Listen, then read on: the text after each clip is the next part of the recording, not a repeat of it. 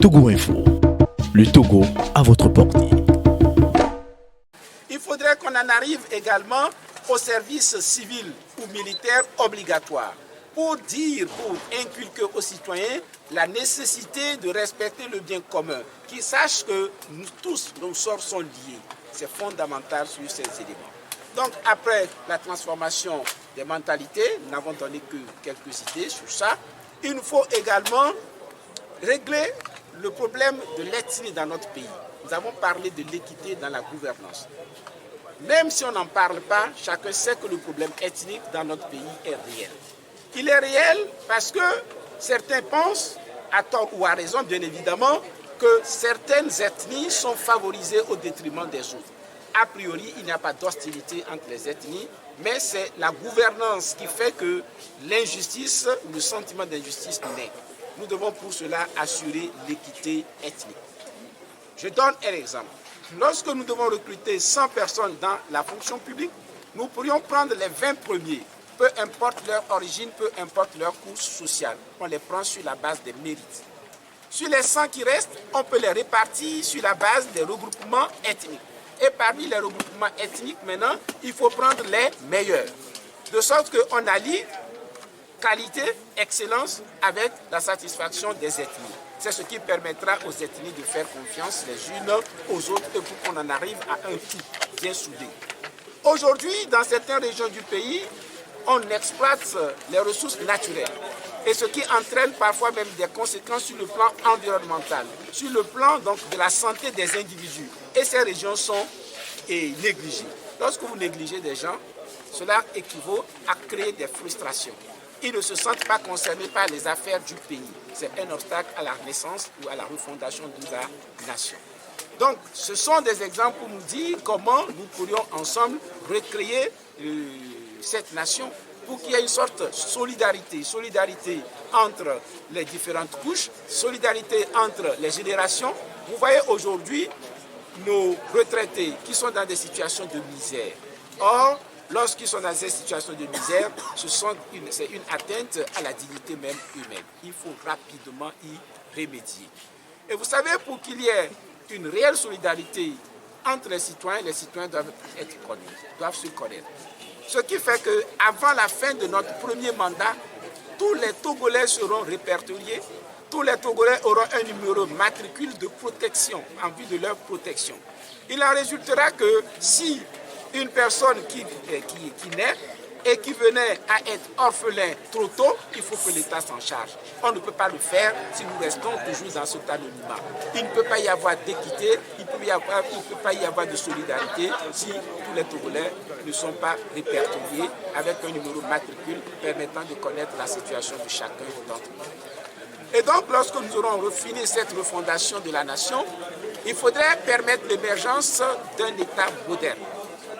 Un État moderne, c'est celui dans lequel, naturellement, la loi prévaut.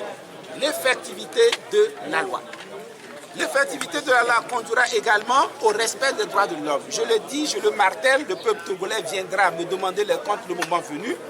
Sous ma présidence, il n'y aura pas de détenus politiques. Sous ma présidence, il n'y aura pas d'exilés politiques. Nous nous donnerons des rendez-vous et vous viendrez me poser ces questions. Pour qu'il y ait transparence, il faut avoir accès à l'information. Je ferai voter rapidement dans les délais pour que le droit à l'information soit un droit consacré pour tous les journalistes, pour tous les citoyens, sauf les documents qui seront considérés comme relevant du secret d'État ou peut-être des questions de défense nationale. Excepté ces documents, tout le monde a droit à l'accès à tous ces documents pour que les choses se fassent dans la transparence. Il faut une sorte de reddition des comptes également. Et quand nous aurons, et sur le plan également donc de l'émergence d'un État moderne, il faut renforcer les institutions. On va procéder à des réformes institutionnelles. Notamment, il faut doter l'Assemblée nationale des moyens nécessaires. Aujourd'hui, les députés ne sont pas bien encadrés. Il faut doter chaque groupe parlementaire d'assistants parlementaires. Et ces assistants seront pluridisciplinaires. Des juristes, des économistes, des philosophes, des sociologues, etc. De sorte à leur permettre de prendre des décisions adéquates.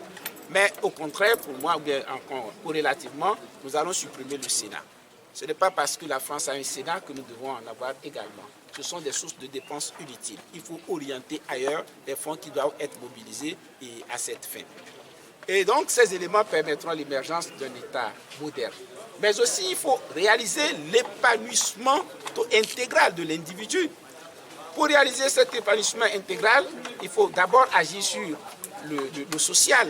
Aujourd'hui, quand vous prenez les jeunes, lorsque le jeune n'a personne pour le pistonner, parce que son frère n'est pas ministre, parce que son frère n'est pas officier, parce que son frère n'est pas tel, il peut travailler, donner le meilleur de lui-même sans pouvoir sortir de sa situation. Nous tuons l'espoir dans les jeunes. Un jeune sans espoir n'est bon à rien. Il faudrait pouvoir les encourager pour qu'ils sachent que par leur travail, ils peuvent sortir de leur situation.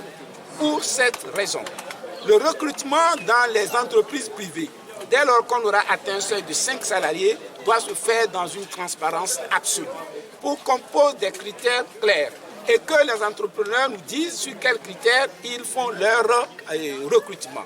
Les entreprises qui vont respecter ces règles bénéficieront des avantages fiscaux.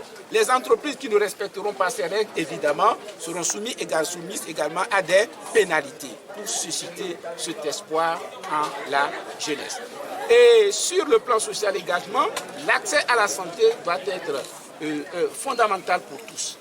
Et nous rendrons donc le traitement de certaines maladies totalement gratuit.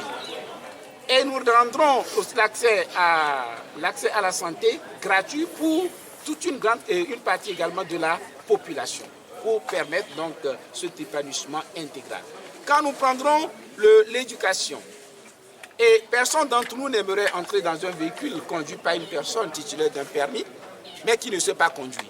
Il faudrait que par nos programmes scolaires, nous puissions permettre aux élèves, aux étudiants d'acquérir un savoir-faire concret, leur permettant de pouvoir évoluer dans la vie. Donc les programmes scolaires doivent être à cette fin également retouchés.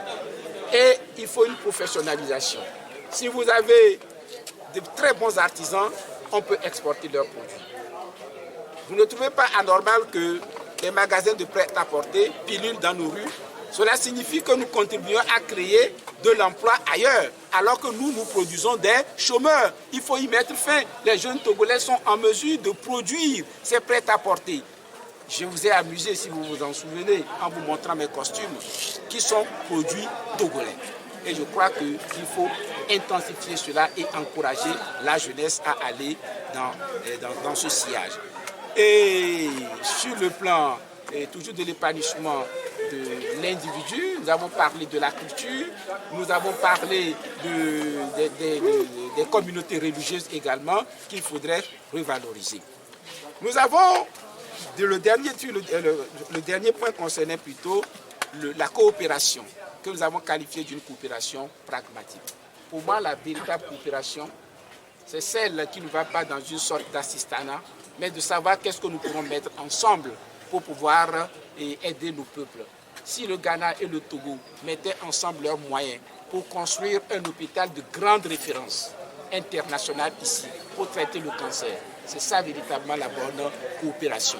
Si le Togo, le Bénin, le Burkina, ensemble créaient un très grand laboratoire de référence internationale dans laquelle on fera des recherches, les Togolais, les Ghanéens, les Burkinabés viendront faire les recherches, c'est ce que moi j'appelle la coopération pragmatique. Nous pourrons y parvenir.